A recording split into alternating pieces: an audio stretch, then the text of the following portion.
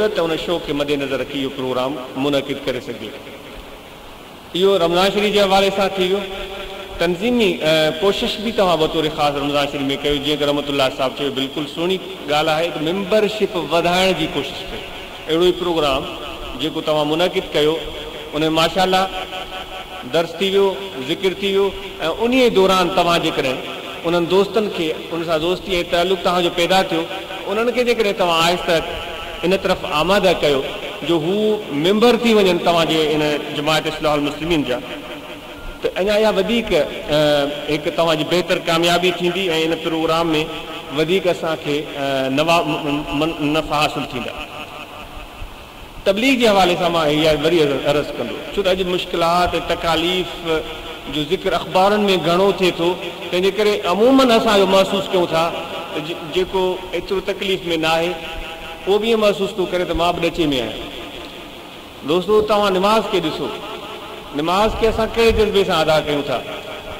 उमूमन निमाज़ खे असां अदा कंदा आहियूं हिकु लॻे बंदे तरीक़े सां त ख़ुदा जो हुकुम आहे, असां निमाज़ पढ़ूं था, निमाज़ अदा कईसूं, पर जेको असुल हिकिड़ो फ़िक्र ऐं जज़्बो निमाज़ जो तमामु वसी आहे।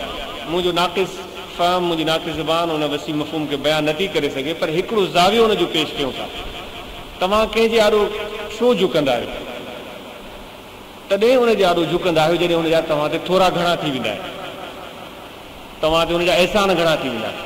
तव्हां झुकंदा आहियो उनजी शुक्र अदाई लाइ, हेॾा मूं ते थोरा कया अथई, फलाणी मुश्किल वक़्त में मुंहिंजी मदद कयईं, मुंहिंजे माइटनि खे, मुंहिंजे माइट खे थाणे मां सूबेदार जे चंबे मां छॾाई, जेल मां छॾाई, या फलाणे ओले वक़्त में मूंखे पैसा ॾिनई।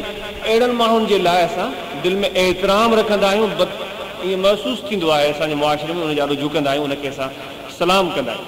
अलाह ताला फरमायो आहे तव्हां रुकू कयो, झुको, तव्हां सजदो कयो, झुको। छो? दरअसल हिकु अहसास तशक्कुर आहे निमाज़ समूरी, अलाह ताला जे नेमतुनि जी शुक्र अदाई आहे। जे दिलि में असांजे शुक्र अदाई जो जज़्बो ई कोन्हे, ख़ुदा जे महिरबानी ऐं नेमतुनि जो अहसास ई दिलि में कोन्हे, उनखे असां ॻणियो ई कोन था, उनखे शुमार में कोन था आणियूं, उनजो असां इक़रार ई नथा कयूं, पोइ निमाज़ बि असांजी दोस्तो अधूरी हूंदी। 5 वक़्त निमाज़ पढ़ो था त 5 वक़्त ख़ुदा जी बारगाह में उनजे इनामनि ऐं महिरबानियुनि जो शुक्र अदा कयो। जेकॾहिं तव्हां जूं तकलीफ़ूं ऐं मुसीबतूं अची वियूं आहिनि, उन तकलीफ़ुनि ऐं मुसीबतुनि जो ज़िम्मेवार ॿियनि खे बनाइण जे बजाए असां पंहिंजे हाल ते गौर कयूं त ऐन मुमकिन आहे त असां पंहिंजे पेर ते पाण कुहाड़ो वाहींदा हुजूं, असां ख़ुदि ई पंहिंजे लाइ मुश्किलात जो बाहिस बणजंदा हुजूं, जेको उमूमन थींदो आहे। असांजे हिकु क़ौमी मिज़ाज बणिजी वियो आहे त ग़लती न आहे मञणी, ग़लती पंहिंजी तस्लीम न आहे करणी, ग़लती असांजी हूंदी, उनजो वजह, उनजो सबबु, उनजो कारण या उनजो बाहिस को ॿियो आहे, ऐं ॿिए तरफ़ आंगुर असां सिधे करण में देरि न कंदा आहियूं। त दोस्तो, असांजे अंदरि ख़ुदि जेके असांजे साम्हूं अचनि थियूं, क़ुरान मजीद में अलाह ताला वरी वरी हिन जो ज़िक्र कयो आहे त जेकी कुझु तव्हांजे साम्हूं अचे थो, तव्हांजे पंहिंजे हथनि जी कमाई, पंहिंजे किरदार खे दुरुस्त कयो, पंहिंजे अमल खे दुरुस्त कयो, पंहिंजे रवैये खे दुरुस्त कयो। आका इनामदार हज़रत सल्लल्लाहु अलैहि वसल्लम जन जेकी कुझु तबलीग फरमाई, जेका तरबियत फरमाई सहाबा जी, जेको उन्हनि खे सिखिया ॾिनो, सेखारियो, उनखे चङी तरह तव्हां पढ़ी ॾिसो। दीन एॾी का मुश्किल ॻाल्हि दोस्तो कोन्हे, इंतिहाई जामे ऐं मुख़्तसिर ऐं बहितरीन तरीक़ो। हज़रत सल्लल्लाहु अलैहि वसल्लम जी ख़िदमत में जॾहिं बि को नओं माण्हू पेश थियो आहे, उनखे कहिड़ियूं ॻाल्हियूं बयानु फरमायूं अथनि। निमाज़ 5 गाना अदायगी जो हुकुम ॾिनो अथनि, रमज़ान शरीफ़ जे रोज़नि जो हुकुम ॾिनो अथनि, ज़कात साहिब निसाब ते वाजिबु हूंदी आहे इन जो हुकुम ॾिनो अथनि, चंद हिकु उमूर बयानु कया अथनि, ऐं वधीक तफ़सील लाइ उनखे ईअं फरमायो अथनि। इहो मुंहिंजो ख़्यालु उन वक़्त में वियो जॾहिं असांजे दोस्त दीदार साहब चयो त साईं फ़तवा जे लाइ ज़रूरत आहे, बिल्कुलु ज़रूरत आहे, ऐं इहो पैनल तश्कील ॾिनो वञे ऐं मुफ़्ती साहब हुजनि, ऐं मुफ़्ती साहब उहा फ़तवा जेका ॾियनि उहा बि हिकु बसीरत सां बि पंहिंजे इल्मी ज़ोर ते बि ॾियनि, पर उन में बसीरत बि हुअणु खपे, उन में मुशावरत बि शामिलु हुअणु खपे। ईअं न हुजे कि मुफ़्ती थी वियो त हाणे उहो मुफ़्ती थी वियो त हाणे मुफ़्ती तॾहिं आहे सही माना में त बाबा ॿिए कंहिंखां मशवरो ई न करे, ॿिए खां मशवरो कयईं त हाणे हिन जे पंहिंजे इल्म में कमी अची वई। हरगिज़ न, इहा आलमियत न, या फ़िरोनियत। जॾहिं बि को फतवा लिखे त चंद हिकु उलमा सां ज़रूरु मशवरो करे ऐं उन्हनि जी जाइज़ तनक़ीद बर्दाश्त करे। दोस्तो, मां पंहिंजे अंदरि इहा ख़ामी लहंदो आहियां, तंहिंजे करे तव्हां ॾाढो बयानु थो कयां जो तनक़ीद मूंखां बर्दाश्त न थींदी। को मूंखे घटि वधि चवे, मुंहिंजी मथां तनक़ीद करे, मूंखे एॾो अहसासु थियो आहे हेतिरा माण्हू मुंहिंजी तारीफ़ था कनि, हेतिरा माण्हू मुंहिंजे पुठियां आहिनि, हेतिरा माण्हू मूंखे इज़तूं था ॾियनि, वरी हीउ मुंहिंजे बारे में ईअं थो चए। ज़ाती तरह मां अॼुकल्ह इहा इन ॻाल्हि जी मश्क पियो कयां त इहा मुंहिंजी आदत ख़तमु थी। तनक़ीद सां जो हौसलो पैदा कयो दोस्तो। उलमा खे मां बतौर ख़ासि चवंदुमि, जेको बेजाइज़ जेको नाजाइज़ तनक़ीद करे थो त तव्हांखे उन मां नुक़सानु कहिड़ो थो थिए?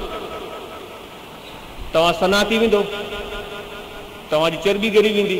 जे अलाह करे ईअं थिए जो कंहिं तनक़ीद सां जॾहिं तनक़ीद कई वञे उनजी चर्बी ॻरे, मां चवां जेकर इहो थिए त अलाह ईअं करे त ॾाढो भलो, असां सभु सिहतमंद थी वञूं।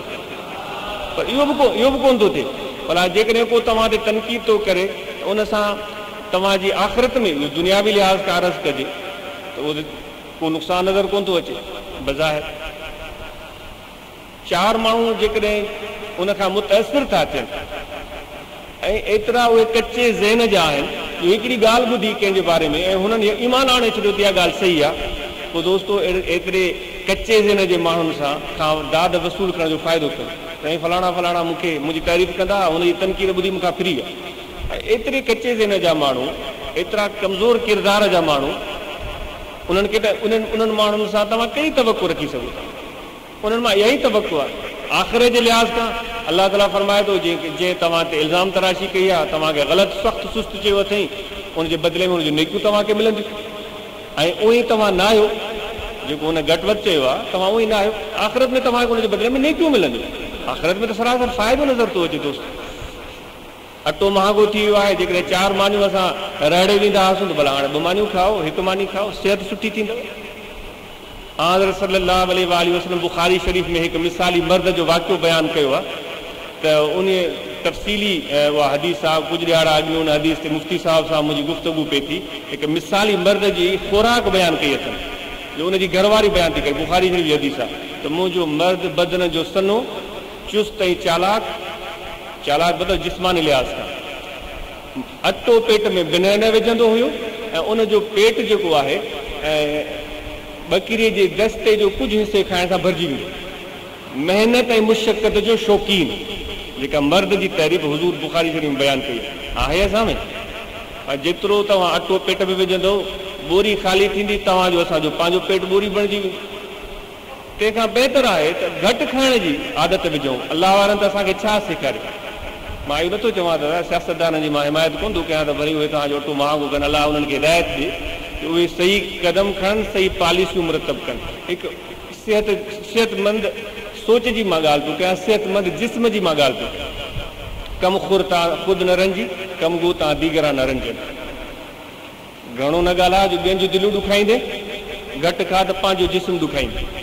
बहरहाल इहा त थी वई हिकु उमूमी ॻाल्हि त असां पंहिंजे किरदार ऐं अमल खे दुरुस्त कयूं, तबलीग में मसरूफ़ थी करे पंहिंजी इस्लाह खे विसारे न छॾियूं। बाबा हाणे मां त थी वियुसि मुबल्लिग़, मां त थी वियुसि पीर, मां त थी वियुसि आलिम या मां मुफ़्ती, हाणे मूंखे ज़रूरत ई कान्हे, मूंखे हाणे धंधो मुंहिंजो आहे, ॿियनि खे सेखार, मां त मुकमल थी वियुसि। तो इहा सोच जेका आहे तव्हांजे किरदार, तव्हांजे अमल खे ख़राबु कंदी।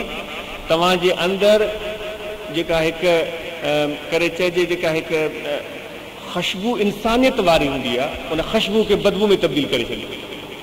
सोच इहा हुअणु खपे, बहितर खां बहितरीन थियणु, इहा कोशिशि हुजे। ऐं जेके बि अफ़राद असां मुंहिंजा हिते आहियो, बहसियत तरीक़त जे अमल कंदड़, मुंहिंजी तवील गुफ़्तगू थिए पई, बहसियत सालिक या तरीक़त ते अमल करण वारा, असां जे मथां कंहिंजो बि हक़ आहे थो थिए, बिला देर उनखे हक़ ॾेई छॾियो। तव्हांजे घर में, तव्हांजे घर जे फर्दनि में बाहमी चपकलश जेका पैदा थी, उनजो हिकु वजह इहो बि हूंदो। तव्हां ते तव्हांजे भाउ जो हक़ आहे, बिना देर जे ॾेई छॾियो। उहा ॻाल्हि फतवा ॾे वई, वरी मां होॾां अचां, बसि उहो बयानु ख़तमु थो कयां। त दीदार साहिबु चयो पिए त फतवा न हुई।